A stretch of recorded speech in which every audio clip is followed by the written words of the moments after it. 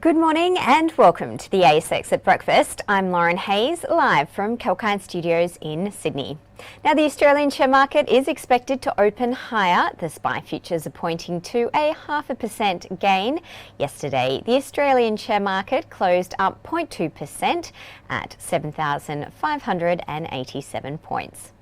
Macquarie Group's annual net profit took a hit for the 2024 financial year, falling 32% and coming in lower than forecast to $3.5 billion compared to the same time last year.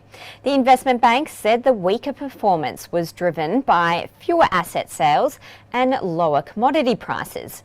Meanwhile, its asset management arm and commodities and global markets divisions halved its profit in the year to March 31. The company also slashed its final dividend to $3.85 per share from $4.50 a share, which is 40% franked. Macquarie confirmed its cautious approach to capital funding and liquidity as ongoing economic uncertainty and subdued market conditions in many parts of the world continue to play out. Block has increased its full-year profit guidance and outlined plans to invest parts of its profits from Bitcoin back into digital assets.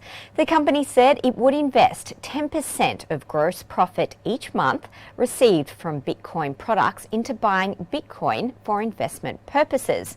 Currently, Block has less than 3% of its resources dedicated to Bitcoin projects.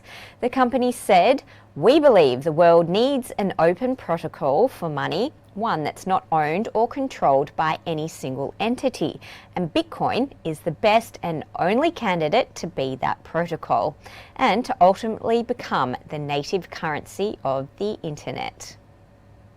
Telix Pharmaceuticals has completed the acquisition of US-based QSAM Biosciences and its bone cancer investigational drug.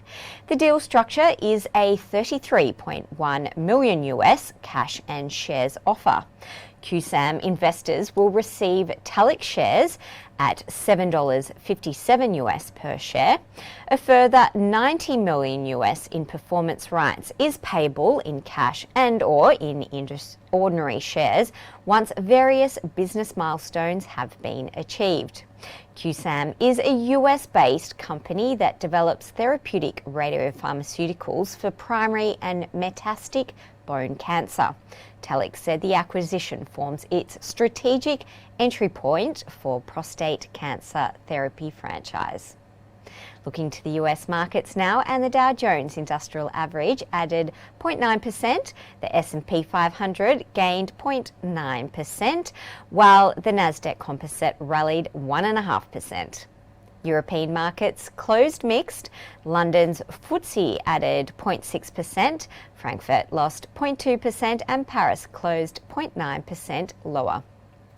Turning to Asian markets, Tokyo's Nikkei fell 0.1%, Hong Kong's Hang Seng added 2.5%, while China's Shanghai Composite was closed.